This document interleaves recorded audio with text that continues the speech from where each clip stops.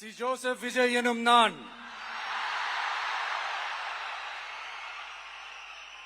தமிழ்நாட்டு அரசின் முதலமைச்சர் என்ற முறையில்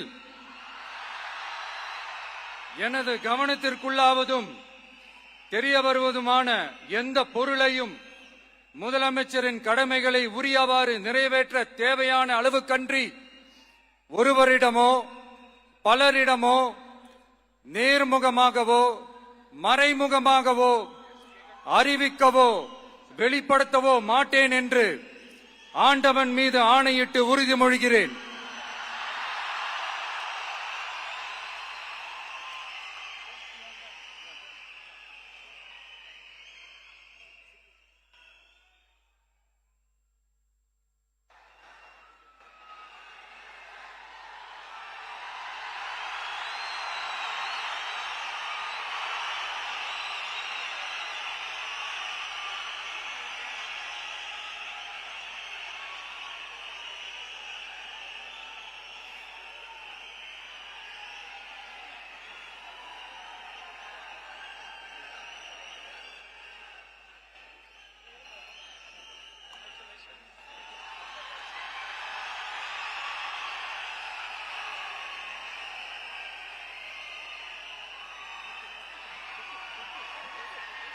அமைச்சர்களுக்கு பதவியேற்பு உறுதிமொழியும் ரகசிய காப்பு.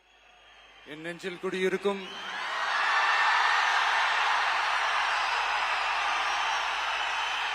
உங்கள் அனைவருக்கும் என்னுடைய வணக்கம்.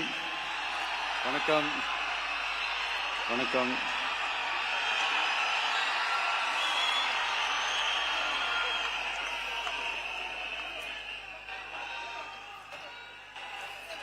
என்ன சொல்றது, எப்படி ஆரம்பிக்கிறதுன்னு தெரியல.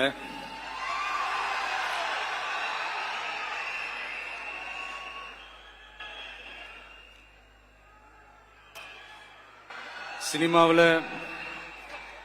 எப்படியாவது கஷ்டப்பட்டு வெற்றி அடையணும்னு இருந்த ஒரு சாதாரண அசிஸ்டன்ட் டைரக்டருக்கு பிறந்த ஒரு பிள்ளையா எனக்கும் வாழ்க்கையில வறுமைனா என்னன்னு எனக்கு நல்லாவே தெரியும்,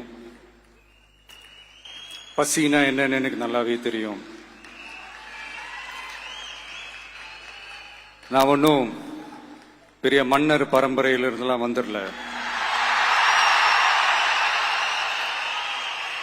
உங்களை மாதிரிதான், உங்கள ஒருத்த மாதிரிதான், உங்க குடும்பத்துல ஒருத்த மாதிரிதான், உங்க புள்ள மாதிரிதான், உங்க மகன் மாதிரிதான், உங்க அண்ணன் மாதிரிதான், உங்க தம்பி மாதிரிதான்.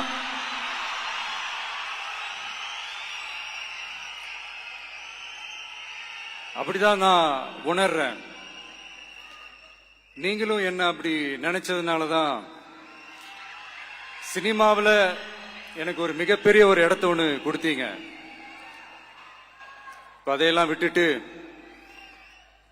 உங்களுக்காக நன்றி கடன் செலுத்துறதுக்காக அரசியலுக்கு வந்த உங்க விஜய, இந்த விஜய, நீ வா விஜய், நாங்களா இருக்கோம், பாத்துக்கிறோம். விஜய் தம்பி நீ வா, நாங்க இருக்கோம். விஜய் தம்பி நீ வா, நாங்க இருக்கோம். அண்ணா நீ வாடா, நாங்களா இருக்கோம். நண்பா நீ வா நண்பா, நாங்களா இருக்கோம் சொல்லி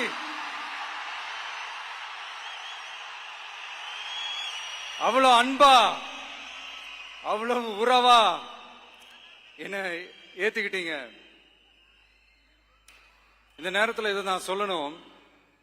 இந்த டிராவல்ல, இந்த ப்ராசஸ்ல எனக்கு எவ்வளவோ கஷ்டங்கள், எனக்கு எவ்வளவோ இந்த அவமானப்படுத்தினதெல்லாம் ஒரு பக்கம் இருந்தாலும், எனக்காக கூட நின்ன உங்களுக்கும் அதே மாதிரி கஷ்டங்கள், அதே மாதிரி அவமானங்கள்,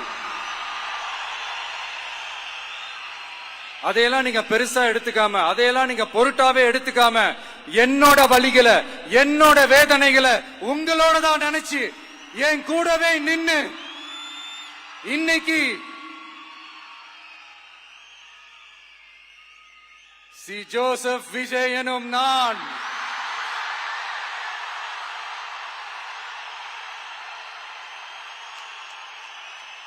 அத உண்மையாக்கி இருக்கிறீங்க. உண்மையிலே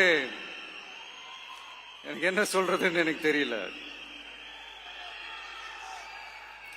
என்னுடைய உறவுகளே, என்னுடைய சொந்தங்களே, நான் ஒன்னும் தேவ தூதன்லாம் கிடையாது. நானும் ஒரு இயல்பான ஒரு வாழ்க்கை வாழ்ற ஒரு சாதாரணமான மனுஷன்தான். நான் முன்னாடியே சொன்ன மாதிரி அது செய்வேன் இது செய்வேன்னு பொய்யான வாக்குறுதிகள்லாம் கொடுத்து உங்களை நான் ஏமாத்த மாட்டேன். எது சாத்தியமோ அது மட்டும்தான் நான் செய்வேன். இம்மிடியட்டா உங்க மனசுல ஒரு கேள்வி ஒண்ணு வரலாம், அப்ப சாத்தியம் இல்லாததை செய்ய மாட்டாங்களா, செய்ய முடியாதா அப்படின்ற ஒரு கேள்வி ஒண்ணு வரலாம். இத்தனை கோடி மக்கள் என் கூட இருக்கும் போது எது வந்தாலும் பாத்துக்கலாம், என்ன வந்தாலும் பாத்துக்கலாம் அப்படின்ற அந்த கான்பிடன்ஸ் என் மனசுல இருக்கு.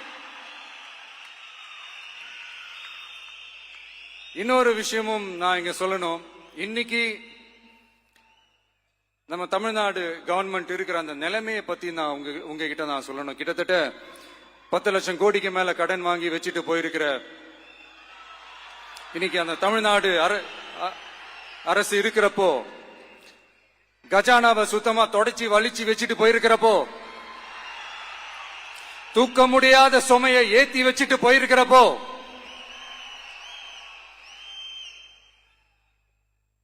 அப்படிப்பட்ட ஒரு நிலைமையில தான் இந்த பொறுப்பை நம்ம கையில எடுத்திருக்கிறோம். உடனே நீங்க நினைக்கலாம், என்னடா இவர் ஏதோ பொறி வச்சு பேசுறாரா அப்படின்ட்டு. அப்படிலாம் எதுவுமே கிடையாது.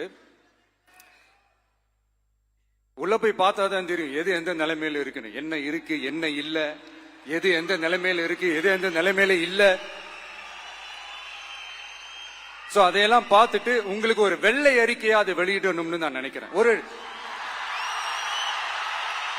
ஒரு டிரான்ஸ்பரண்டான ஒரு கவர்மெண்டா, அதாவது இன்னைக்கு நம்ம தமிழ்நாடு கவர்மெண்ட் இந்த நிலைமையில தான் இருக்கு அப்படின்றத உங்ககிட்ட சொல்லிட்டு I just want to take it forward from there. அதைத்தான் நான் முதல்ல செய்யணும்னு நினைக்கிறேன். தமிழ்நாடு பொறுத்த வரைக்கும் இப்ப யாரையாவது போய் ஏதாவது சந்திக்கணும் அப்படின்னா இந்த மூஞ்ச மூடிக்கிட்டு போய் சந்திக்கிறதோ,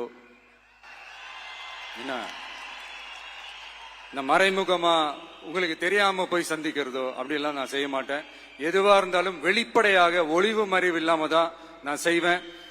இவ்வளவு பெரிய ஒரு பொறுப்பை என் கையில கொடுத்திருக்கிறீங்க, அதே நேரத்தில் எனக்கு கொஞ்சம் அவகாசமும் நீங்க கொடுக்கணும்னு நான் ரிக்வெஸ்ட் பண்ணி கேட்டுக்கிறேன்.